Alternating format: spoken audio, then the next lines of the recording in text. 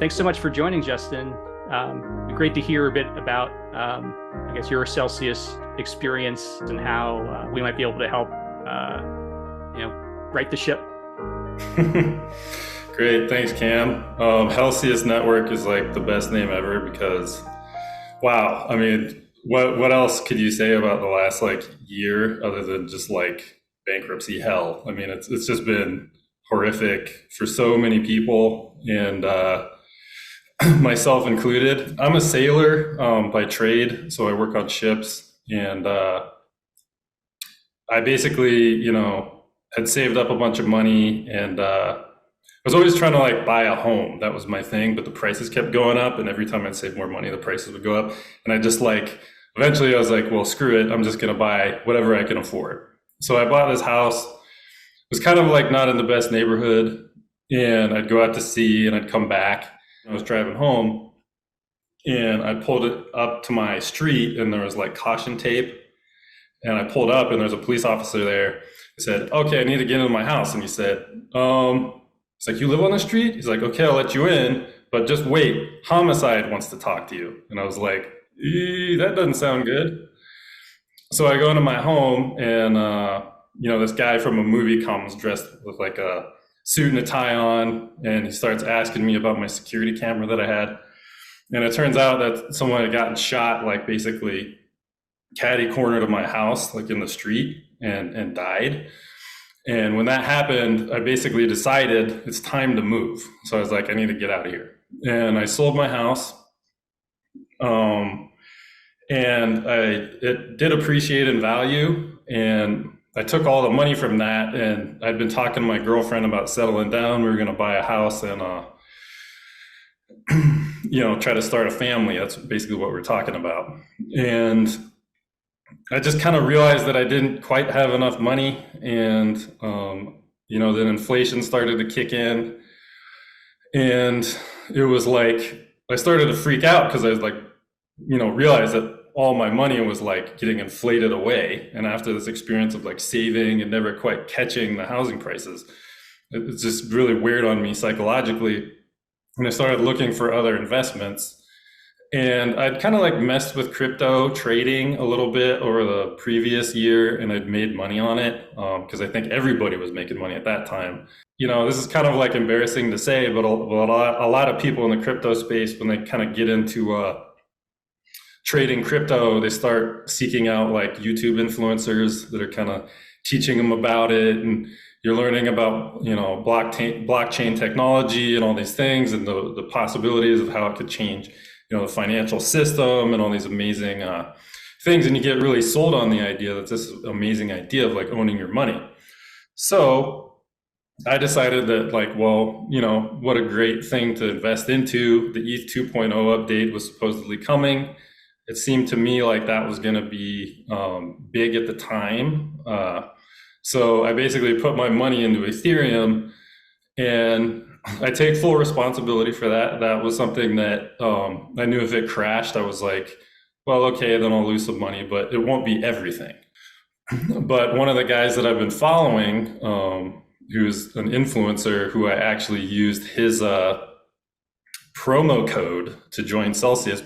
And right around the time that I joined, I started putting more and more money into it, because at the time, what people forget was right before they filed for bankruptcy, what they did was they basically said no more unaccredited investors. So it was sort of framed as a last opportunity to get into this investment that only accredited investors are going to get after the specific date.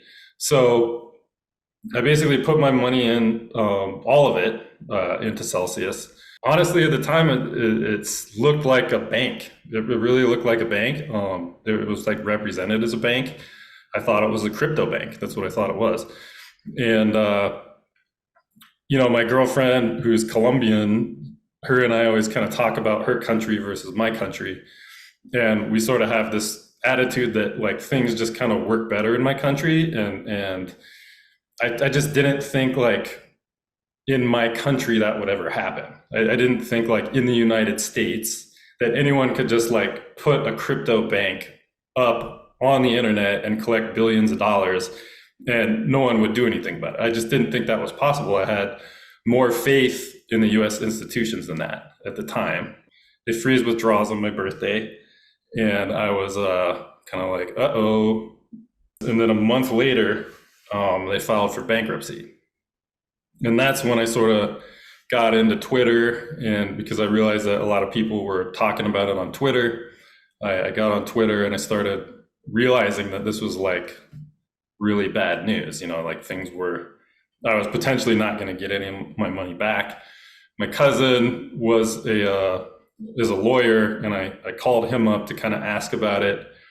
And he basically kind of gave me a realistic assessment of what he thought the future might hold, and that I was probably not going to get very much money back. So I started to freak out, like, honestly.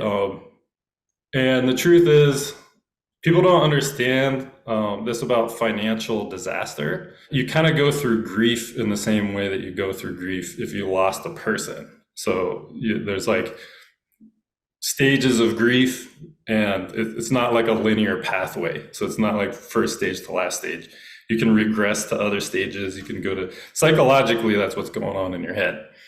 So the first thing that happened to me was I was just like, denial. I'm just like, yeah, not happening. I just don't want to think about this. So I went to South America, and I just pretended like it wasn't happening. I was like, I'll just keep living my life. And in retrospect, that was kind of a bad idea, because then I was really broke. So all the money that I had left, I'd kind of like drained it. Sort of like just going there, trying to get my head clear and figuring out what I was going to do next. One thing that I've realized throughout this year is that it's okay to ask for help. But that was something that I had to learn, and I just didn't. I was ashamed of myself. I didn't want to ask for help. And so I was like basically living in this Toyota Corolla, and I was trying to, sell things that I had for money. But then around Thanksgiving, I remember sleeping in my car on Thanksgiving, and Krissy posting some like really insensitive Twitter post. And basically the guy from Hellsius Loans tagged me in it, because I think he knew that I was living in my car at the time. And I basically wrote to her, I was like, you ruined my life, Krissy Mashinsky. I'm living in my car on Thanksgiving.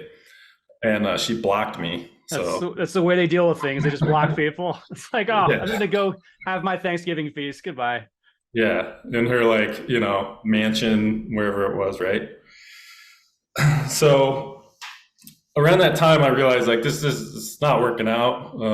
I got to come to terms with this. I got my coins from custody back, and I liquidated them for way less than I paid for them. And that's basically what I've been surviving off of. And the really difficult part about all of this was that I was the ship that I worked on delivered military equipment to the Middle East. And it was a dangerous job. You go through the pirate zone right there in the Gulf of Aden. When you're going through the Middle East, I don't know if you remember when they assassinated Soleimani, I think his name was, in Iran. My ship was out there, and we were out in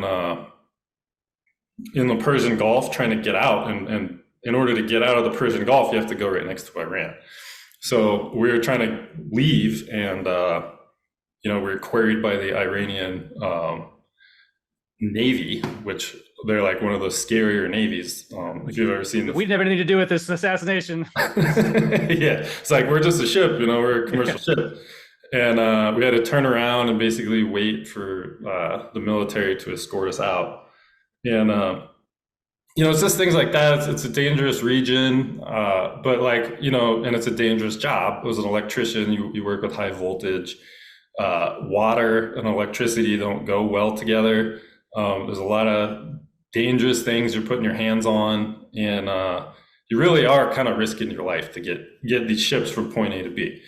So part of the reason in my psyche, like why I was able to do that, was because I really believed that the US was like a good country, and you know, it was my home, and I had like this sort of patriotic thing in the back of my head, even though I'm not like the super patriotic guy or anything. But you sort of have to believe, you know, that like the military needs people like me to deliver things to them, right? So I sort of lost all my faith in that when I just realized that, like, you know, this guy just stole my life savings and all these other people's life savings, and no one's doing anything about it. Like, you know, the media, there's nothing in the media about it. There's like, politicians aren't addressing it. No one's talking about it. It's like, you know, and then you turn around and what's that bank, Silicon Valley Bank fails, right? None of those deposits are FDIC insured, but the government just swoops right in and bails them out because they're a bunch of rich guys, right? And so it just really destroyed my faith in the country. And the fact that he wasn't even arrested, like Alex Mashinsky wasn't even arrested. And so I just couldn't go back to that job. I mean, and it really was like a psychological battle. You know, that was really the hardest part of all this, was the psychological battle. Luckily now Alex has been indicted, right? But I don't know if do you have any updates on that? Yeah, so he's been charged with, I believe, 6 counts, which would add up to, it might be 7 counts, up to 115 years are the like max if they happen to be consecutive, but it'll likely be concurrent. So he might be facing more like 20 years. But like market manipulation, wire fraud, securities fraud, those are the 3 kind of major charges. And he is using his $8 million apartment in New York to help fund his bail. And I think he's being asked to pay restitution of around $40 million, which when you look at the $3 billion hole that he created, it's not really gonna, it's putting a Band-Aid on a cannonball wound. But I mean, he definitely needs to be wiped out financially, because like he, and I think the founders used Hellsius in order to boost their lives. Like Alex tells the story as if he was rich ahead of time, but he, I think, was more fake rich, and he used Hellsius as a way of funding his lifestyle. And you know, Krissy has expensive taste, so I'm sure that that helped that courtship. Actually, another thing that broke recently, Newt Goldstein made his purchase of a $5 million house in around April of 2021. So this is when Cell Token was booming, and I mean, he has an outstanding sellback loan of millions of dollars. So like these founders were using this fraudulent token to line their pockets, and like they lived a higher standard of lifestyle because of the fraud they perpetrated. And they all need to pay, like not just Alex, and Roni Cohen-Pavon is also charged, but he's on the lam in Israel. So unless they're able to induce him back to the US or extradite him, it seems like he might be able to ride this one out. Actually, he's still not fired because they wanted to fire him, but apparently, according to Israeli law, he needs to go through a tribunal, an HR tribunal first. So he's still, I think, collecting paychecks effectively at our expense. Wow. And he was actually nominated for a key employee incentive program. He would have gotten about $250,000 for taking the company through bankruptcy. And then when he was indicted, or I think he's only getting charged with 65 years of potential charges. And the lawyer for the debtors went up there and said, actually, he's not important to the day-to-day operations of Hellsius. It's like, wait a second. What is a key employee? You would think that they would be important to the day-to-day operations. So they kind of just like wipe the slate clean and pretend like nobody pays attention. Yeah, and that's kind of the other thing about this whole process. Like, I never knew anything about bankruptcy. I never wanted to know anything about bankruptcy. But go back to those days. Yeah, when I was blissfully ignorant, I wish I could. But man, bankruptcy, Chapter 11 bankruptcy, what a scam that is. Oh man, I cannot believe, like, I mean, it sort of makes sense in a way, because it's like, who writes the laws? Lawyers, so it's like, obviously they're going to write the laws in a way that benefit them the most.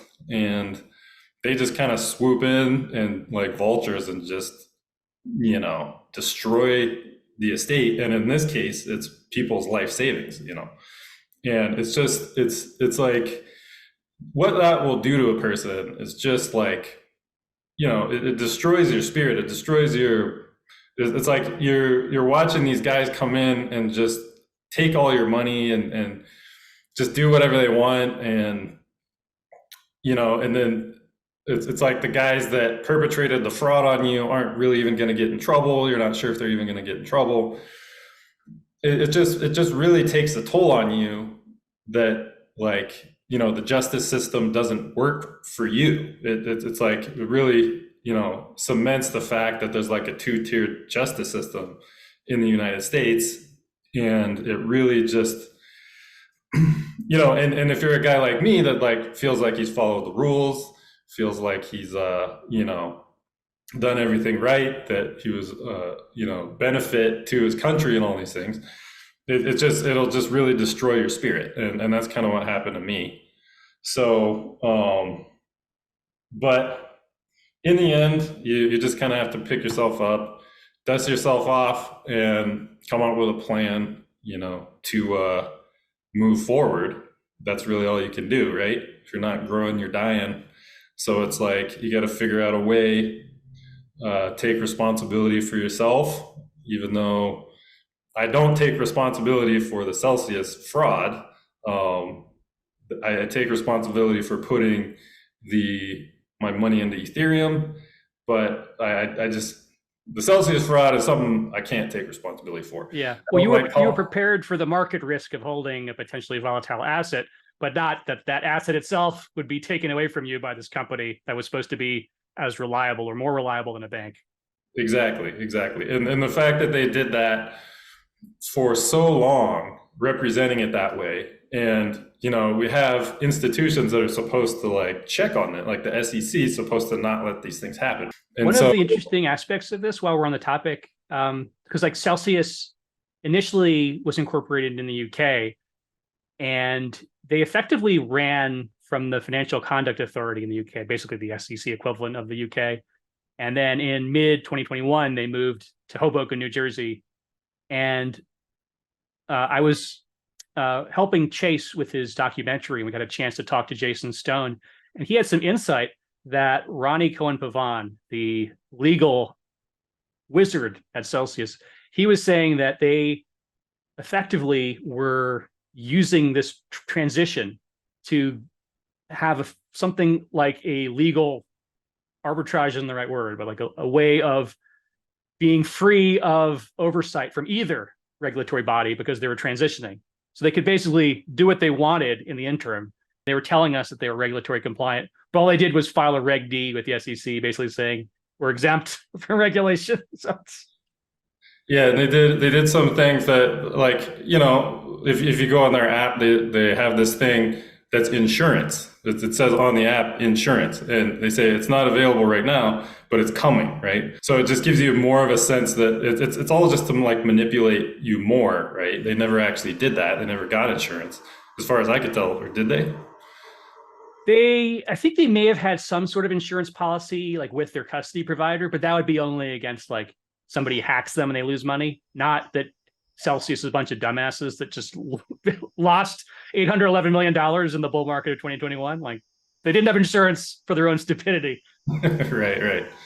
Yeah. So, I mean, the whole thing was like a big scam, and it was like, seemed pretty calculated to me. And then the fact that the fraud went on even after the bankruptcy, and to the level that it was at was just incredible. There are these accounts that no one, they weren't showing who their name was. Some of them were using fake voices and stuff. Like, you could tell their voice was fake when they would get on some of those spaces and things. My conspiracy theory is that they were basically spreading information, trying to keep misinformation, trying to keep creditors at each other's throats, and trying to get the sell token pumped again. And so, Well, it also emerged, there was a researcher who discovered that the short squeeze Discord was run by a Celsius employee based in Australia, Sean Hopkinson. So he was a CFI trader known as Cell__100 or Alameda Assassin. And you look at employees like Zach Wilds, the AMA co-host, basically Alex Mashinsky's little ventriloquist doll. And he was, covering up for the fraud for months afterwards. I know for a fact that the Mashinskys have much more than just Cell Token in their accounts. I think he got a nice little wedding gift from the Mashinskys. The question is like, what did these people receive? Did they just entirely volunteer, or did they have some sort of other incentive? I mean, I think some people did have their reputations tied up in the community aspect of Celsius, and they didn't want to see it for what it was, even a year later, which is, I mean, it's a kind of a case study in psychology. Like, how is it possible? Like, literally, there's a 500-page report detailing all the places that Celsius has betrayed its customers and committed crimes. And like, they either don't want to listen to it, or they are unable to process it. Or like you said, they're just corrupt and working for the criminals. Mm-hmm. Yeah. And it was, it was just really bizarre what was going on Twitter. And one of the things at the time that I remember is you would post something on Twitter about the Celsius bankruptcy, and there'd be a million trolls that would come in. And they were all like, they had the squeeze the lemon thing in their Twitter handle, and they would all just bully you. They'd all just bully you. And I remember it worked a lot on certain people, not me, and I remember not you, and I remember not Celsius, the Celsius Loans guy. Yeah, my favorite guy. Yeah, we're kind of sparring back with them. But it's like, it's amazing how many people will just go silent, and they can't handle like online bullying, right? But that psychologically makes it even worse, because then it makes it feel like that their complaints of someone stealing their money are not even valid, and that if they even try to bring that up on social media, that they'll just get attacked. And it's like, yeah, I mean, maybe that's not illegal, but it's sure is unethical. I mean, yeah. Well, they tried all kinds of psychological games to try to shut people up. So like the bullying tactic you mentioned, they tried psychological tactics. Like, if you say bad things about the estate, it'll cost us money. You don't shit on the place that has your money. As if you're going to bully the price of Bitcoin down. Like, the whole thing is so stupid. Like, but they keep repeating it, and they would, repeat the same lines again and again. And they would accuse people who were rightly pointing out the crimes that Celsius committed of somehow trying to drive the prices of these assets so we could acquire it on the cheap, pretending like we weren't victims of a financial catastrophe. Doesn't improve the situation. We need to call it for what it is. Yeah, and it was also like this level of gaslighting that was like, it was like coached. It wasn't like, it was like a coordinated gaslighting to people. So like, they would, if you would make a complaint or something, they would jump on you and say, well, is it that way, or are you just not taking responsibility for your actions? And then like, you'd have 2 or 3 other people that would come in, and they'd all like start just picking at you, not talking about what you originally brought up, trying to change the subject to you and gaslight you. So it's like a coordinated gaslighting. What you speak about, you bring about. You want the negativity, you want all this, you want to lose all your assets. Congratulations, you got it. I remember attending a space where they were talking about the Cell short squeeze, and Alex Mashinsky was there. So it's like he was at the space with the squeezers. And then what started to happen was different ad hocs or different factions of the bankruptcy started getting on the Twitter spaces and talking about their agendas. So we were hearing constantly about clawbacks, constantly about loans, constantly about basically everything aside from earn. The people that had put their money into earn, and because they had kind of been effectively silenced by the Cell short squeezers, and you just kind of didn't hear anything about it. So I got really frustrated because I was joining these spaces trying to figure out what was going on, and I knew that a lot of other people were too.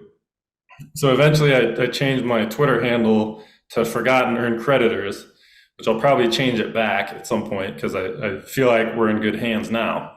But at the time, I was really frustrated, and a lot of other people were too. So I kind of like I got really pissed off, and I was getting people that were DMing me with like the most sad stories ever, because I started to kind of tell my story on Spaces, and I realized how many people hadn't talked to anybody about this. Like they haven't told anybody, or they maybe like were pretending it wasn't happening to the people they cared about, or, you know, there's a lot of people in a lot of pain, and they didn't want to talk about it. They didn't know what to do, and they were DMing me and saying that they were in the same situation as me, and kind of like really just looking for someone to talk to. That's really what they were looking for. And so I realized like how many people this had affected, and it just got me even more mad. You know, I was just like even more angry at this whole situation, and it got to the point to where I was on Twitter like tagging government agencies, and I was like, you know, just getting so mad, like, you know, trying to get some attention to this thing. Like why isn't anyone helping these people? Why is it like wasn't even about me anymore? It was more about just watching them being victimized like a second time during the bankruptcy. It's like first they got their money stolen, second time through the bankruptcy process, and it just really fired me up, and it got me really angry.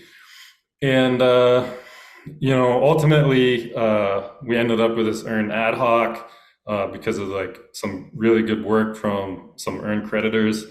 And I do feel like there's some people on our side right now, so I feel a lot better about it now. Probably end up changing the Twitter handle back to just me, you know, at some point. Remembered earned creditors. Remembered, forgotten, and remembered, right?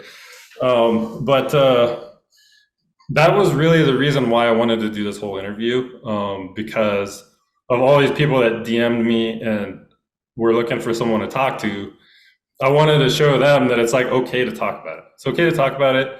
It's okay to ask for help when you really need it. I'm the type of guy that doesn't like to ask for help. I'm the type of guy that will sleep in his Toyota Corolla rather than asking for help. But I've learned over this past year that sometimes you just got to ask for help. And that's really the reason why I'm doing all of this, is to hopefully set an example for other people in my situation and let them know that we as men, we like to kind of just brush things off of our shoulders and try to play like we'll handle it. But you have to know when to ask for help, right? And the other thing is what happens when you tell someone. You need to be prepared for this, which is that a lot of times people don't look favorably on someone that got defrauded. They say in their head, like, why did you do that? They kind of blame you for that, right? And, you know, they might be a little confused at first, but ultimately it's better to talk about it than not, because if you just keep it inside, it's just going to destroy you. It's going to destroy your spirit. It's a huge burden that you're going to be carrying with you. And when you talk about it, that burden, you're at least okay with it eventually. So Yeah. you're never going to be happy about it. But Well, that's the thing. It's like when it comes to being defrauded, almost definitionally, we didn't have the information necessary to diagnose it in the moment. But when you're telling somebody, the information is now public, so it's harder to see, you know, what would people in our shoes not see at the time. And I think it is a helpful thought exercise to look back and figure out what information we were missing to be able to put the pieces together. And it's not even though they were using crypto, it wasn't a crypto fraud. It was an good old fashioned Ponzi scheme plus multi-million-dollar losses. So I think they lost, you know, the $811 million in the bull market of 2021. They didn't tell anybody about that. They said they were profitable. Like whether it's a crypto-based company or a traditional fiat-based company, that's still fraud. Like if you're not telling your investors that you're losing money and you're misrepresenting that you're profitable, like you can't do that. Like, and if you're paying returns that are fake, like they paid out $1.36 billion more. I say paid out loosely. They credited us $1.36 billion more than they earned in revenue. Like that is Ponzi yield. So it's almost like they're able to defend against being a Ponzi scheme because they also lost about the same amount of money through their terrible investments. So it's like if Charles Ponzi had actually bought stamps and lost money on stamps, would that mean it's no longer a Ponzi scheme? I think it's still probably a Ponzi scheme, but right. Yeah. And you know, that might be a good way to go about it, was like, you know, what you just said, if you're telling your loved ones kind of just with the facts, and, you know, make people realize that there wasn't just you, it was a lot of people and a lot of like institutional investors, and, you know, just kind of educate people on what happened, right? Maybe it's a little easier. But my point is, like, you just got to tell somebody, and, you know, it's a big burden for one person to carry. Like, you know, if you're a little over leveraged in Hellsius, or, you know, you're experiencing some real financial hardship because of it, you know, you need to ask for help, and you need to like tell people what's going on with you.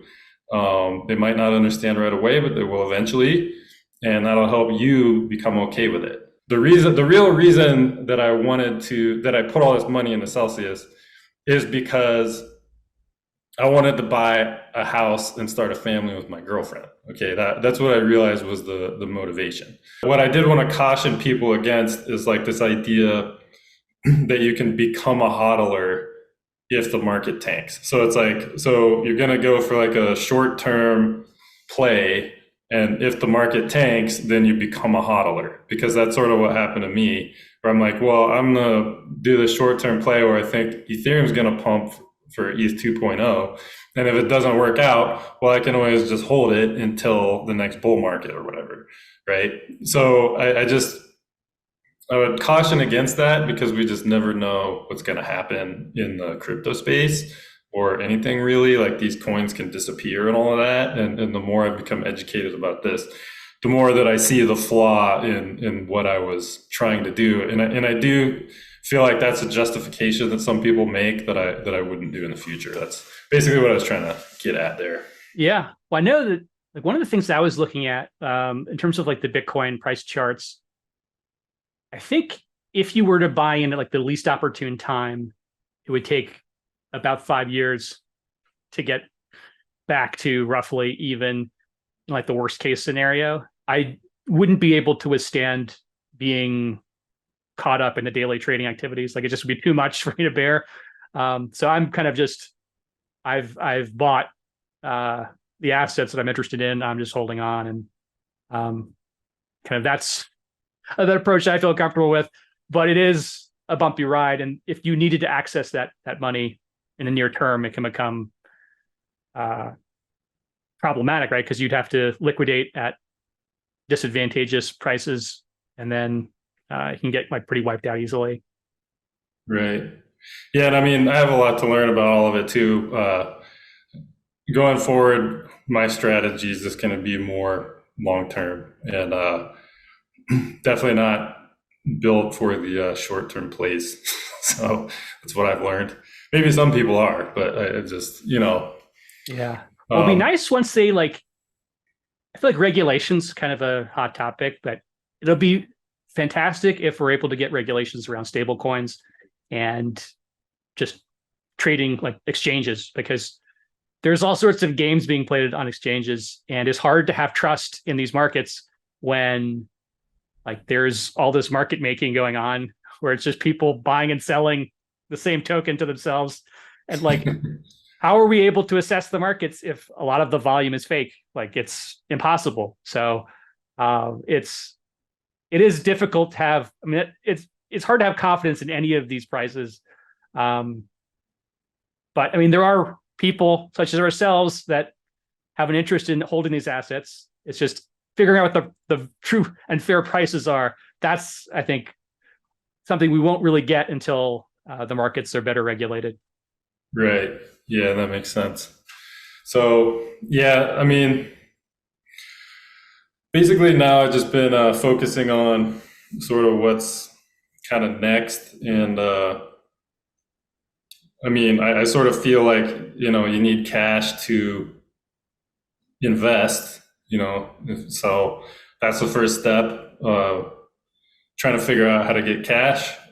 So for me, you know, trying to negotiate this financial loss in my own mind, trying to start a business, things like that, it's kind of like a little bit pie in the sky. At the end of the day, I think sticking to what I know is really the thing to do.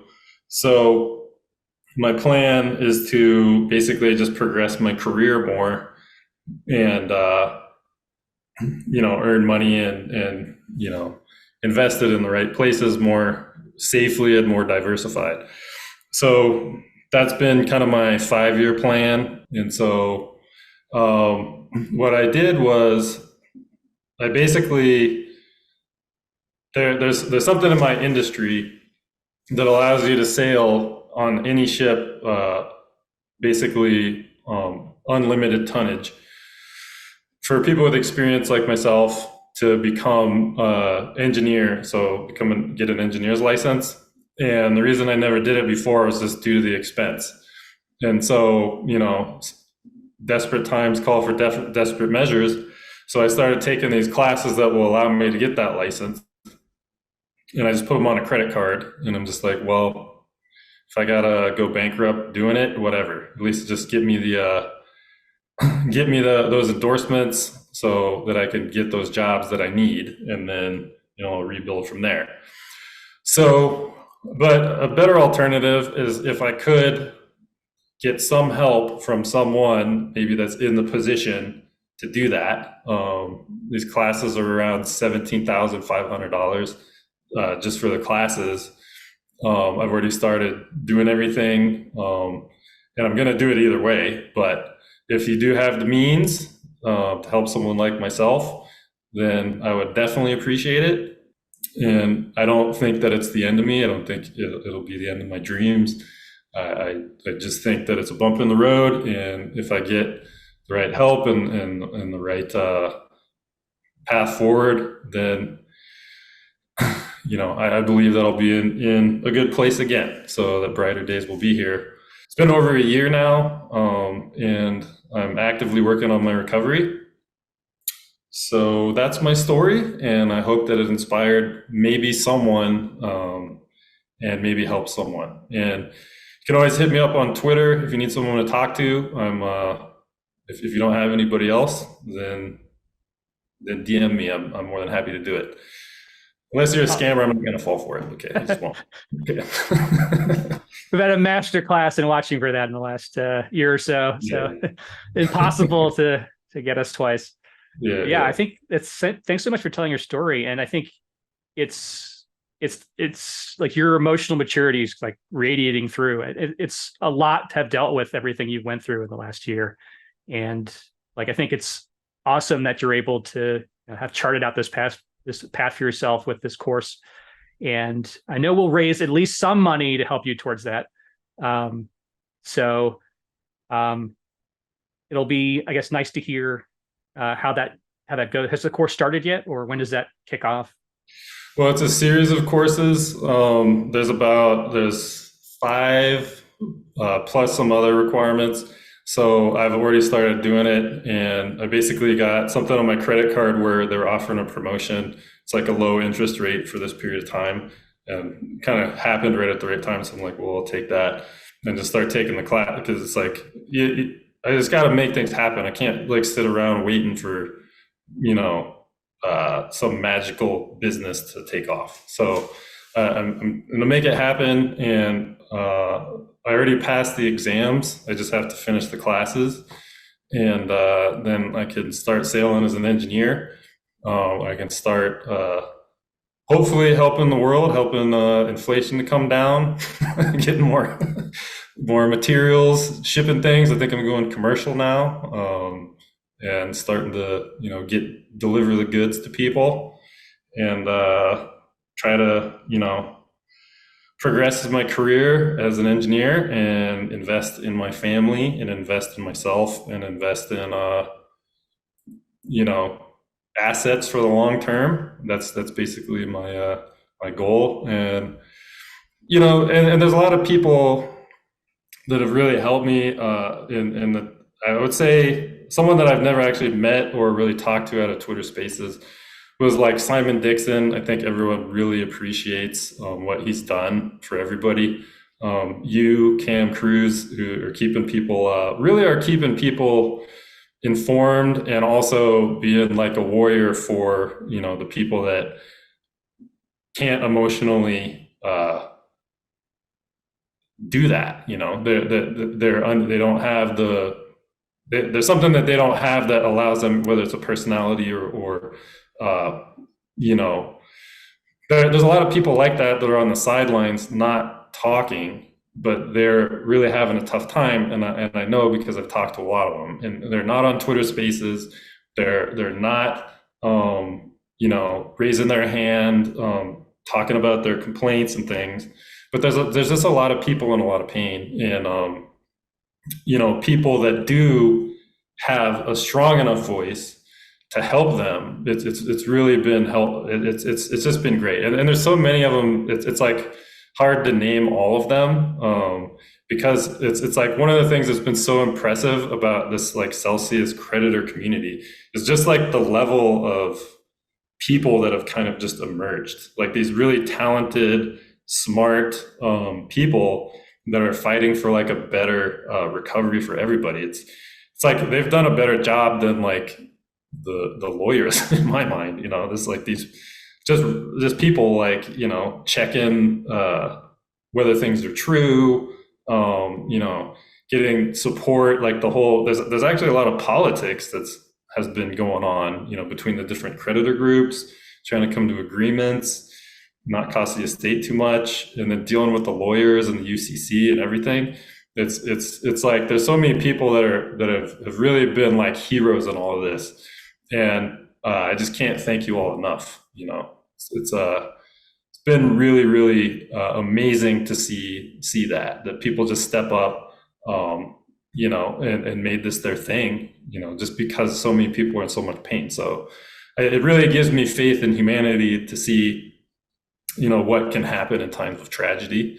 So I just want to thank everyone for that.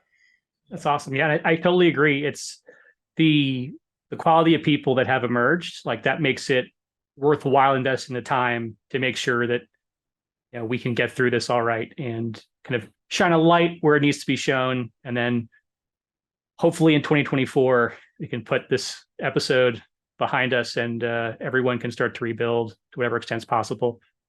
Yeah, thanks so much for joining and telling your story, and we'll try our best to help reduce the cost of that course for you a little bit. Well, I really appreciate it, and you know, I think it's really amazing to have you offer to help me. I'm really grateful, and I accept it with just a lot of joy and gratitude. So thank you so much. Yeah, thank you, Justin. It's been great chatting with you. Yeah, you too.